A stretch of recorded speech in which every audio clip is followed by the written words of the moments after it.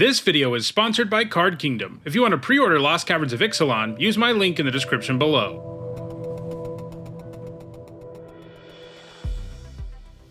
Hi everyone, I'm Ixalan, and in this video I'm continuing with my Lost Caverns of Ixalan limited set review. So far I've looked at all the multicolored, colorless white, blue, and black cards, and in this video we're looking at red. For each of these cards I'll discuss how I think they'll play in limited, and I'll sum up my thoughts by using a letter grade. If you're new to my set reviews, you can find out what my grades mean by looking in the description. A couple of things to keep in mind as we look at these cards. I'm only evaluating these for play in limited and not in any other formats. That means we're only talking about cards in draft boosters, and these are my evaluations of these cards before actually playing with them, so I of course won't be right about everything. I will be providing updates about the format here on the channel as I play it more and more. Lastly, I want to let you know that I'm offering some set review related perks for both patrons and channel members. You get access to my ongoing notes during preview season, and by the end of the set review, you'll have a spreadsheet with all of my grades. If those perks sound interesting to you and you want to support the channel, you can find ways to become a channel member or a patron in the description.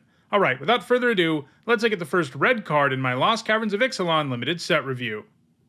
And that first card is Abrade, which for one generic and a red is a common instant. It says choose one, deal 3 damage to target creature, or destroy target artifact. This is great every time it gets printed, and it might actually be better here than it has been in any other format. 2 for 3 damage at instant speed is already a B, but this format has a ton of artifacts and artifact creatures too, and this can destroy those outright. This is an awesome common. I'm giving it a B+. Next up, it's Ancestor's Aid, which for one generic and a red is a common instant. Target creature gets +2/+0 and gains first strike until end of turn, create a treasure token. This is a decent trick. +2/+0 and first strike is going to win combat a huge percentage of the time. In addition to the value treasure normally gives you in the form of mana, there's lots of other stuff you can do with random artifacts in this format. I'm giving this a C. Next up, it's Belligerent Yearling, which for one generic and a red is a 3/2 dinosaur at uncommon. It's got trample, and whenever another dinosaur enters the battlefield under your control, you may have Belligerent Yearling's base power become equal to that creature's power until end of turn. This has nice starting stats, and the fact its power can go up can allow it to stay relevant all game long. Keep in mind it does always have 2 toughness, so your opponent's not ever going to have a hard time killing it, but it can hit pretty hard. I'm giving it a C+. Next up, it's Bonehorde Dracosaur, which for 3 generic and 2 red is a 5/5 dinosaur dragon at Mythic Rare. It's got flying and first strike, and at the beginning of your upkeep, you exile the top 2 cards of your library. You may play them this turn. If you exile the land card this way, create a 3/1 red dinosaur creature token. If you exile the non-land card this way, create a treasure token. So this has amazing stats that will make it so virtually nothing in the set can block or attack through it effectively, and on top of that it has an absolutely insane upkeep trigger. If the Dracosaur only exiled 2 cards and let you play them every turn, that would be good. If it only let you exile them and gave you dinosaurs and treasure, that would be good too, but it does both. Even just triggering it a single time is going to be enough to pull you way ahead in most games. The only downside this card has is that it doesn't make sure you get some kind of value the turn it comes down. In other words, if your opponent removes it right away, the fail case is pretty mediocre. But this upkeep trigger is so insane that it doesn't really matter. This is a bomb. I'm giving it an A. Next up, it's Brass's Tunnel Grinder, which for 2 generic and a red is a rare legendary artifact, and when it enters the battlefield, you can discard any number of cards, then draw that mini, +1. At the beginning of your end step, if you descended this turn, put a boar counter on Brass's Tunnel Grinder, then if there are 3 or more boar counters on it, remove those counters and transform it. You descended if a permanent card was put into your graveyard from anywhere, and it transforms into Ixalan, the Searing Rift, a legendary land cave that taps for red, and whenever you cast a permanent spell using mana produced by Ixalan, the Searing Rift, discover X, where X is the spell's mana value. So this sets up the first counter all on its own, provided you discarded 1 card, and once you transform this, you get a pretty absurd land. Discovering when you cast a spell every turn is a big deal. The downside is you have a 3 mana card that doesn't add to the board at all, and it also takes a while to transform. Even if you're good at descending, you'll need 2 more turns before you get the cave. The upside here is definitely legit, but I think the setup is too. I'm giving it a B-. Next up, it's Brazen Blade Master, which for 2 generic and a red is a 2/3 orc pirate at common. Whenever it attacks while you control 2 or more artifacts, it gets +2/+1 until end of turn. The starting stats aren't good, but this will attack as a 4/4 often enough for it to be a solid playable. I'm giving it a C. Next, there's Breach's Eager Pillager, which for 2 generic and a red is a 3/3 legendary goblin pirate at rare. It has first strike, and whenever a pirate you control attacks, choose one that hasn't been chosen this turn, create a treasure token, target creature can't block this turn, or exile the top card of your library, you may play it this turn. A 3-mana 3/3 with First Strike is a great starting point. That card's already a B. It's relevant all game long, hard to block, hard to attack through. And then this has an insane attack trigger. Obviously, it counts itself, so you're going to get one of these triggers anytime Breaches attacks, but there's a lot of other pirates in this set, and if you played one on turn 2, and then Breaches on turn 3, you're going to immediately get some serious value from one of these triggers. And each of these is really valuable. Getting mana is nice. Making it so one thing can't block is going to really alter your turn, and the exile effect is effectively drawing a card. I think this is a bomb because it's not that hard to get value out of it right away, and it's just got an amazing baseline, giving it an A. Next up, it's Burning Sun Cavalry, which for 1 generic and a red is a 2/2 human knight at common, and when it attacks or blocks while you control a dinosaur, Burning Sun Cavalry gets +1/+1 until end of turn. I like that this triggers when it's a blocker too, as it makes the card far better when you're behind than it would be otherwise. This has passable stats, and it will be a 3/3 often enough to be a C. Next up, it's Calamitous Cave-In, which for 3 generic and a red is an uncommon sorcery. It deals X damage to each creature and each planeswalker, where X is the number of caves you control plus the number of caves in your graveyard. 5-color cave decks look pretty legit in this format, and this feels like a card that can really enable that type of deck. It reminds me a lot of Gates Ablaze, a card with a similar sweeper effect that checked for gates. So obviously this is an F in most red decks in the format. If you have like 2 caves, you can't play this. Even if you have 3 caves, you're probably not playing this. But if you can get a ton of caves, this is going to be one of the best cards in your deck. I'm giving it a B in that type of deck. Next up, it's Child of the Volcano, which for 3 generic and a red is a 3/3 elemental at common with Trample. At the beginning of your end step, if you descended this turn, put a +1/+1 counter on it. Hill Giant stat lines have been bad lately, but if this can consistently basically come down as a 4/4, it'll feel pretty nice, and that is doable. After all that needs to happen is you attack and your opponent decides to trade or kill your creature. Then you play this in your second main phase and it gets a counter, and from there it can keep getting bigger and bigger. I'm giving it a C. Next up, it's Curator of Sun's Creation, which for 3 generic and a red is a 3/3 human artificer at uncommon. Whenever you discover again for the same value. This ability triggers only once each turn. This is another Hill Giant, and even if this one is potentially powerful, the fact your opponent can probably attack into it with impunity or kill it for 1 or 2 mana makes it kind of hard for me to get excited. I'm starting it at a C. Next up, it's Daring Discovery, which for 4 generic and a red is a common sorcery. Up to 3 target creatures can't block this turn. Discover 4. This is a new mechanic where you exile cards from the top of your library until you exile a non-land card with mana value equal to the Discover value or less, in this case 4. Cast it without paying its mana cost or put it into your hand, put the rest on the bottom in a random order. This is pretty interesting. If you hit like a 2-drop creature with this, it'll feel like a 5 mana 2/2 that makes 3 things unable to block. That's not too shabby, and sometimes it will be better. Of course, sometimes you'll also not get a creature at all. Additionally, this effect is highly situational and not really worth using except in the situation where it allows you to win the game anyway. So I think we have to look at the Discover part almost as an alternate mode that you use when the creatures can't block part isn't very useful for you, which is going to be often. Overall, I think this is a D+. Next up, it's Diamond Pickaxe, which for 1 red is an uncommon artifact equipment. It's indestructible, and the equipped creature gets +1/+1 and has, when this creature attacks, create a treasure token, and you can equip it for 2 generic. This looks pretty nice. It reminds me a lot of Gold Vein Pick, a piece of equipment that really overperformed in Kaldheim. The stats boost is modest, but generating a treasure is a big deal, especially in decks that care about artifacts. But it isn't hard to find uses for treasure in just about any deck. I'm giving this a C+. Next up, it's Dinotomaton, which for 3 generic and a red is a 4/3 dinosaur gnome at common. It's got Menace, and when it enters the battlefield, target creature you control gains Menace until end of turn. A 4-mana 4/3 with Menace is pretty close to a C, so the upside of giving something else Menace right away is nice. It won't always enable a better attack, but it will pretty often. Also happens to be an artifact in a set where that really matters. I'm giving it a C+. Next up, it's Dire Flail, which for 1 red mana is a rare artifact equipment. Equipped creature gets +2/+0. You can equip it for 1 mana, and it comes with Craft with Artifact for 3 generic and 2 red. Craft is a new mechanic in this set where you exile the thing that has Craft, and then some number of permanents either from in play or in your graveyard that have a certain quality. In this case, it needs to be an artifact, and then you transform it. And in this case, when you transform it, you get Dire Blunderbuss, an artifact equipment. Equipped creature gets +3/+0, and as whenever this creature attacks, you may sacrifice an artifact other than Dire Blunderbuss. When you do, this creature deals damage equal to its power to target creature, and it equips for 1 generic. The front side of this is a playable card, especially in an artifact set. 1 to play and 1 to equip for +2/+0 is a solid rate. It's going to make a lot of creatures, especially like tokens, into much better attackers. So having craft on top of that is a big deal, especially because it makes the equipment insane. Your creature gets an even bigger power boost, but more importantly, sacrificing artifacts to do damage to opposing creatures, that means you can just turn whatever artifact you want into a removal spell every time the equipped creature attacks. It is a bit of a bummer that it can't sack itself in a pinch, but that would probably be too good. Overall, this thing just looks really, really strong to me. I'm giving it a B+. Next up, it's Dowsing Device, which for 1 generic and a red is an uncommon artifact. When it or another artifact enters the battlefield under your control, up to 1 target creature you control gets +1/+0 and gains haste until end of turn.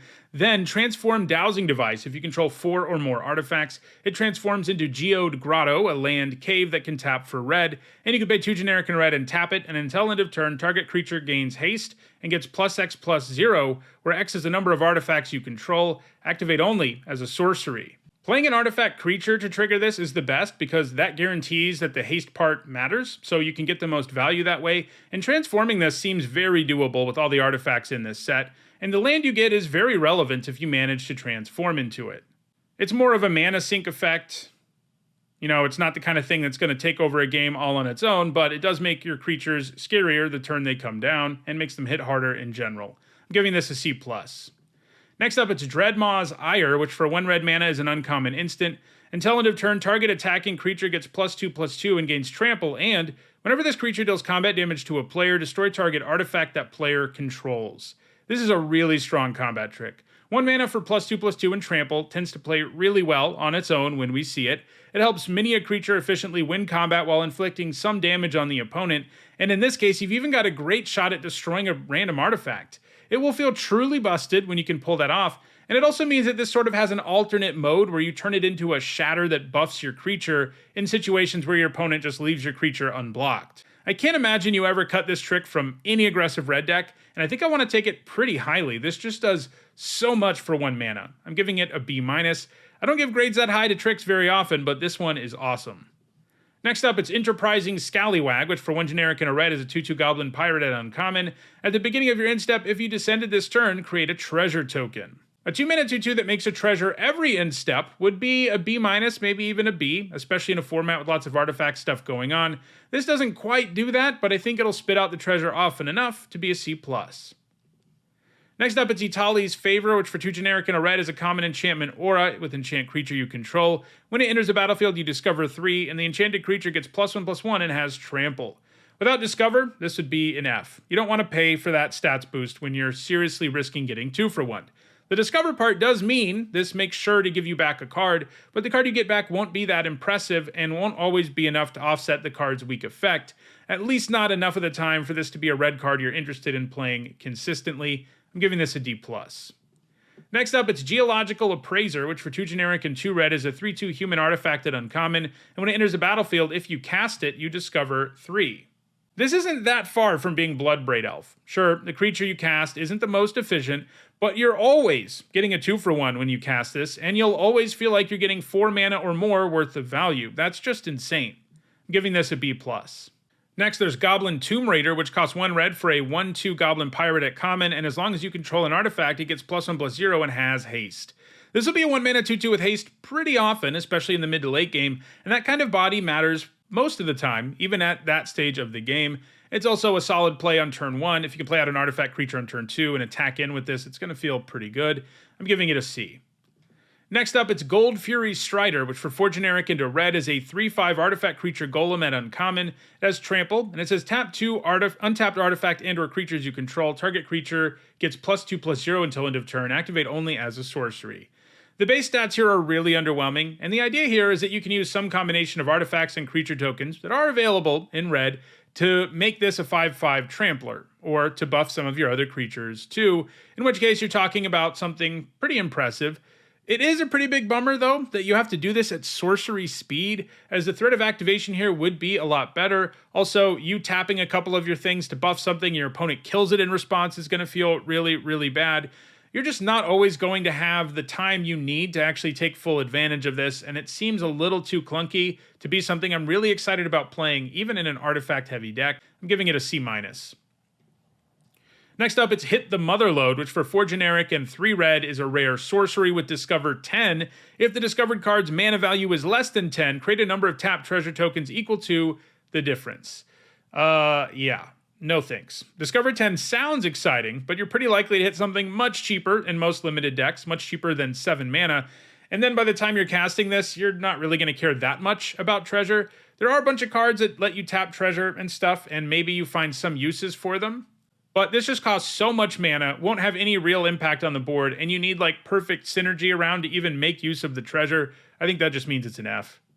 Next up, it's Hot Foot Gnome, which for 2 generic and a red is a 3/1 artifact creature gnome at common with haste. You can tap it to give another creature haste until end of turn. A 3-mana 3/1 with haste with a useful card type and artifact is probably a D, but it's nice that this can tap to give other things haste. Once it's not a very good attacker on its own, which will be often, it can at least make your other creatures into better attackers. Still, this isn't nearly as good as 1-mana 1/1s with this ability that we've seen in the recent past. Getting something down on turn 1 that can just start giving everything you play haste throughout your curve is going to feel really good. Getting it on turn 3 is a lot less powerful, and this is also incredibly fragile, and the upside's just not that exciting. I'm giving it a C-. Next up, it's Idol of the Deep King, which for 2 generic and a red is a common artifact with flash, and when it enters the battlefield, it deals 2 damage to any target, and you can craft it with an artifact for 2 generic and a red. Then it becomes Sovereign's Makwahuitl, an artifact, equipment, and when it enters the battlefield, you attach it to a creature you control. The equipped creature gets +2/+0, and this equips for 2 generic. The front side of this is playable, even if it is an inefficient removal spell. The fact it's an artifact really matters in this set. We've seen a lot of cards that care about that just in red in this video. So even though the removal spell feels kind of inefficient, the synergy this gives you is great. And then if you don't sacrifice this or craft it away for something else, you can craft it and then get something that's a pretty mediocre piece of equipment. The fact that it equips for free the first time is nice. After that, it's going to feel kind of rough. You know, earlier we saw that equipping for 1 to give +2/+0 with things can feel pretty good, but equipping for 2 is just so much worse. It's so much clunkier. But either way, this is a solid removal spell with upside, and it's hard to say no to that. I'm giving it a C+. Next up, it's Inti, Seneschal of the Sun, which for 1 generic and a red is a 2/2 legendary creature human knight at rare. Whenever you attack, you can discard a card, and when you do, you put a +1/+1 counter on target attacking creature. It gains trample until end of turn. Whenever you discard 1 or more cards, exile the top card of your library. You may play that card until your next instep. This is an insane 2-drop. It counts when anything attacks, so you don't even have to put it in harm's way to get this amazing attack trigger, which lets you rummage with the extra value of a counter and trample. This will be an absolute beating if your opponent can't deal with it, and at a certain point, it even starts generating some serious card advantage. I'm giving it a B+. Next up, it's Magmatic Galleon, which for 3 generic and 2 red is a 5/5 vehicle at rare. When it enters the battlefield, it deals 5 damage to target creature an opponent controls. Whenever 1 or more creatures your opponent controls are dealt excess non-combat damage, create a treasure token, crew 2. So if this weren't a vehicle, if it was just a 5-mana 5/5 with this text box minus the crew part, it would be an A+. Adding such a big body to the board while removing just about anything and maybe getting a couple of treasure is just insane. Now, being a vehicle is obviously significantly worse because this isn't always a creature, but it's still going to be a bomb. I'm giving it an A-. Next up, it's Ohair Axonal, Deepest Might, which for 2 generic and 2 red is a 4/4 legendary god at mythic rare. It's got trample. If a red source you control would deal an amount of non-combat damage less than Ohair Axonal's power to an opponent, that source deals damage equal to Ohair Axonal's power instead. When Ohair Axonal dies, return it to the battlefield transformed under its owner's control and tapped. Also comes back as Temple of Power, can tap for red, and you can pay 2 generic and a red and tap it and transform it, but you can only activate it if red sources you control dealt 4 or more non-combat damage this turn, and only as a sorcery. A 4-mana 4/4 Trampler is a card that always makes the cut, and Ohair's ability will definitely enhance most of your red removal spells, which is pretty nice, though not something that's going to come up every time you play him. When he dies, you get a little bit of value no matter what in the form of a land, and you do have the ability to get him back, but doing that here is going to be pretty challenging and limited because you need a source of non-combat damage that will do 4, which isn't exactly commonplace, and you'll need the mana left over to transform it. I think in Limited, he is the worst of these gods. The other ones are all a lot easier to get back, and they also have less niche upside on their god side. He's still pretty good because he's a 4-mana 4/4 Trampler with upside. I just think the upside that he can give you isn't all that accessible in your typical limited deck, so I think he's just a B-. Next up, it's Panicked Altasaur, which for 4 generic and a red is a 4/5 dinosaur at common with reach, and it can tap to do 2 damage to each opponent. This seems solid for the cost. It's hard to attack through, and it can chip away at your opponent in the late game, giving it a C. Next up, it's Plundering Pirate, which for 2 generic and a red is a 3/2 orc pirate at common. When it enters the battlefield, you create a treasure token. This looks like a nice common. Creatures that make treasures on ETB virtually always overperform, and the stat line here is better than what we usually see. Treasure brings extra value in this artifact format too. The pirate type, also relevant. I think this is one of Red's best commons, giving it a B-. Next up, it's Poetic Ingenuity, which for 2 generic and a red is a rare enchantment. Whenever 1 or more dinosaurs you control attack, create that many treasure tokens. Whenever you cast an artifact spell, create a 3/1 red dinosaur creature token. This ability triggers only once each turn. I think you have to mostly look at this as an artifact payoff. Getting treasure is nice, but it's not nearly as powerful as generating a 3/1 every time you cast an artifact. I do think this needs a build-around grade because I don't think every red deck will have enough artifacts to really make this worth it. And while having some mix of artifacts and dinosaurs is good, I think you want to lean into the artifact part of this even more than you want to lean into the dinosaur part of it. So I think in your typical red deck, it's probably just going to be a D. I mean, you have to keep in mind, it doesn't add to the board. You have to have a critical mass of artifacts or it's basically not doing anything, and that makes it pretty bad. I mean, most red decks will have artifacts, sure, but only having like 4 or 5 isn't going to cut it here. You need a critical mass of them. You need like 10, and if you're doing that, it's going to be a really powerful engine, and that sort of deck, it's a B+. Next up, it's Rampaging Catops, which for 4 generic and a red is a 5/4 dinosaur at uncommon. Can't be blocked except by 3 or more creatures. This has solid stats, and blocking it is going to be difficult for your opponent. Not a whole lot more to say about that. I'm giving it a C. Next up, it's Rumbling Rockslide, which for 3 generic and a red is a common sorcery. It deals damage to target creature equal to the number of lands you control. This can kill a lot of things at 4, and it does scale the longer the game goes. It is a bit clunky as a 4-mana sorcery, so I don't think of it as premium removal, but that first copy seems appealing in most red decks. The fact it only has 1 red mana symbol also means it might be pretty good in like a 5-color cave deck where any removal that only costs 1 mana and cares about lands is going to be kind of interesting for you. I'm giving this a C+. Next up, it's Seil Lattice, which for 1 generic and a red is an uncommon artifact. When it enters a battlefield, you may discard a card. If you do, draw 2 cards. Craft with 1 or more dinosaurs for 4 generic and a red. Transforms into Mastercraft Raptor, a star 4, whose power is equal to the total power of the exiled cards used to craft it. This is probably the best Tormenting Voice we've ever seen. That type of card is always fine, as it lets you dig deeper in your deck, but this one has a ton of upside. First, it's an artifact in a format where that matters. It's also a permanent with a spell-like effect, and you want to have a critical mass of permanents in this format because of the Descend mechanic, and it's nice that it works there. Also, by the way, it helps enable Descend by letting you discard things. So there's just so much synergy just on the front side of this card that it would probably just be like a C, if that's all it was. But that's not all it is. Later in the game, you can turn this into a very real creature. Not all decks are going to be great at turning it into a big creature, but it's not going to be that hard for you to get like a random 2/4 or 3/4 in the later stages of the game, which is going to be perfectly fine when you're just turning something you already have on the board into a real creature. Overall, I think this looks pretty darn good. I'm giving it a B-. Next up, it's Scytheclaw Raptor, which for 2 generic and a red is an uncommon dinosaur. It's a 4/3, and when a player casts a spell, if it's not their turn, Scytheclaw Raptor deals 4 damage to them. This has solid aggro stats, although believe it or not, a 3-mana 4/3 these days unlimited is probably just like a C. That's a pretty good grade on vanilla stats alone, but it's not insane. And then this effect is symmetrical. You're going to have some effects that make it punish you for using them during your opponent's turn, for casting them during your opponent's turn, and you can't really guarantee that your opponent's going to be hurt by it more. So I think it's kind of a wash. I think in the end, this is just basically should be evaluated as a 3-mana 4/3, and I think that means it's a C. Next up, it's Seismic Monstrosaur, which for 4 generic and 2 red is a 6/5 dinosaur at common with trample. You can pay 2 generic and a red and sack a land to draw a card, and it has mountain cycling for 2. This probably isn't as good as the land cyclers in blue, black, and green, as those are colors that are best with the graveyard, but red isn't completely uninterested in the graveyard, and the creature you get here isn't the most inefficient thing either. And the ability to throw away lands late when you're flooding out does come up. I'm giving it a C. Next up, it's Sunfire Torch, which for 1 red mana is a common artifact equipment. A quick creature gets +1/+0 and has Whenever this creature attacks, you may sacrifice Sunfire Torch. When you do, this creature deals 2 damage to any target, and you can equip it for 1. So this is like a really roundabout way to cast Shock. It takes some extra steps and more total mana, but eventually it does do 2 to something. You can also keep it around for a meager power boost if you want. Being an artifact and a card that can put itself into the graveyard, of course, has value here too.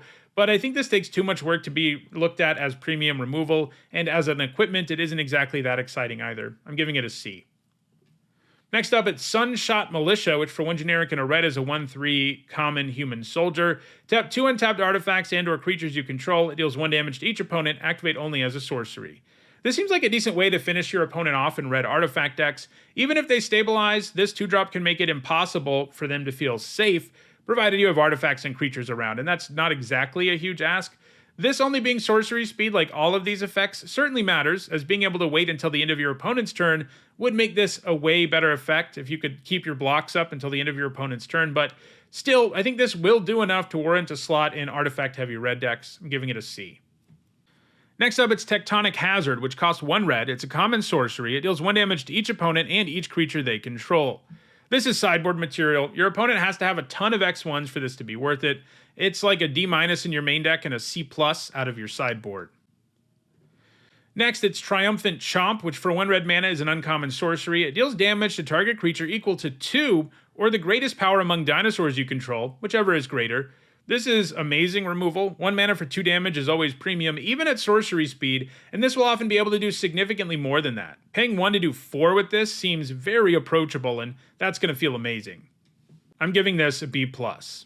Next up, it's Trumpeting Carnosaur, which for 4 generic and 2 red is a 7/6 dinosaur at rare with trample. When it enters the battlefield, you discover 5, and you can pay 2 generic and discard it, and it deals 3 damage to target creature or planeswalker. So, a 6 mana 7/6 trampler that discovers 5, that's an A. It's going to give you 2 cards worth of value, and more than 6 mana worth of value, too. It's very difficult for your opponent to ever come out ahead if you cast this. So, it's awesome that this also has this alternate mode where you can discard it from your hand as removal earlier in the game. You know, sometimes it might feel kind of bad when you have to do it, but if you have to do it, you have to do it, and the fact that your 6-drop can do that for you when that's what you need is amazing. And there are enough ways to get it back from the graveyard in this format that you may end up getting like a 3-for-1 worth of value in some situations if you cast it as removal early and then bring it back later. This is an A+, it's one of the biggest bombs in the set. Next up, it's Volatile Wanderglyph, which for 1 generic and a red is a 2/2 artifact creature golem at common. When it becomes tapped, you may discard a card. If you do, draw a card. This will let you rummage when you attack or crew a vehicle, but maybe most importantly, it lets you do it when you tap it using one of the mini cards in this format that lets you tap artifacts and creatures for value. It certainly doesn't seem essential for that type of deck, but it does seem useful. I'm giving it a C. And our last red card is Zoyowa's Justice, which for 1 generic and a red is an uncommon instant. The owner of target artifact or creature with mana value 1 or greater shuffles it into their library, then that player discovers X, where X is its mana value. I am not interested in this kind of justice. I get it, you can use it in an attempt to get yourself a better card or downgrade an opposing one, but too much is left up to chance. You have no idea how it will go, and it'll backfire way more often than you think. This is an F. So, those are all the red cards in Lost Caverns of Ixalan. Next, I'll talk about all the green ones. If you enjoyed this video, don't forget to like it and share it so that others can enjoy it too. If you want to make sure you catch the rest of the set review, don't forget to subscribe and turn on notifications.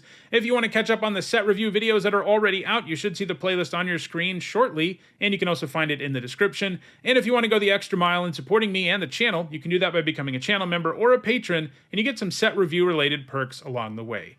Thanks for watching.